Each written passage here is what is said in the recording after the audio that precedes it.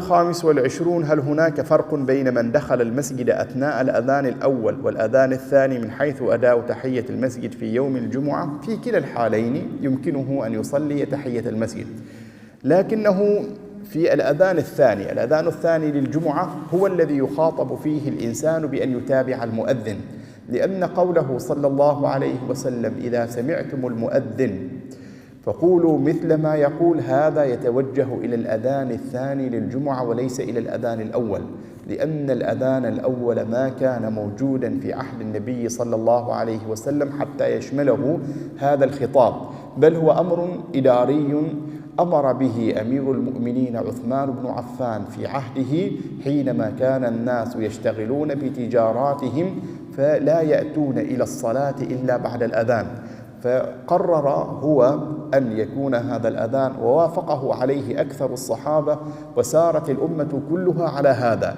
إذن هو أذان وسيلة وليس أذان تشريع، فلا يدخل في عموم هذا الحديث. ومن جاء بذكر الله تعالى في أي موضع فله أجره، والله أعلم. لأجل هذا صل مباشرة الركعتين، فذلكم هو الأولى بك إن كان في الأذان الأول.